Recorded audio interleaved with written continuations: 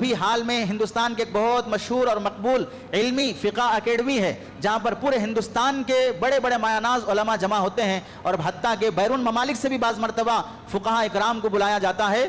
11 تاریخ اس مہینے کی نومبر کی ایک سیمینار ہوا، اس میں یہ فیصلہ تجویز کیا گیا کہ موجودہ زمانے میں سوشل میڈیا کا استعمال مسلمانوں کے لیے ضروری ہے، جائز ہے، کہ تاکہ وہ اپنی بات قوموں تک پہنچا سکیں، کیونکہ سوشل میڈیا کے ذریعے سے لوگوں کے دماغ خراب ہوتے جاتے ہیں۔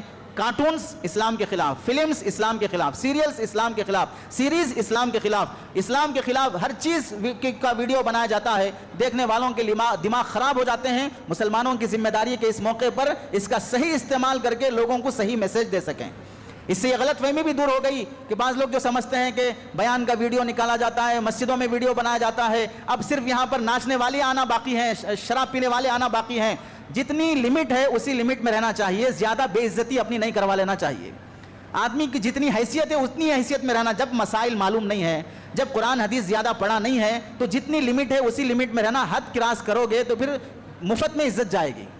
تو بعض دیندار طبقے کے لوگ ایسے رہتے ہیں کہ جو علماء کے فیصلوں کے خلاف فیصلے کرتے ہیں اپنی جہالت کو پروموٹ کرنے کے لیے، یہ بتانے کے لیے میں جاہل نمبر 1 ہوں۔ اس واسطے جب علماء کسی چیز کو قرآن حدیث کی روشنی میں اجازت دیتے ہیں وہ قوم کی مصلحت کی خاطر، ورنہ انہیں کوئی بھوت سوار نہیں ہے مشہور ہونے کا، پبلک سٹی کرنے کا۔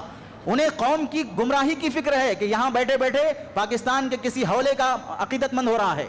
ایسے شخص کے ہاتھ پر بھی لوگ بیعت کر رہے ہیں جو خود کو خدا کہتا ہے، خود کو خدا کہنے والے انسان کے ہاتھ پر بیعت کر کے اسے خدا مان رہے ہیں لوگ۔ کس کی وجہ سے؟ سوشل میڈیا کی وجہ سے۔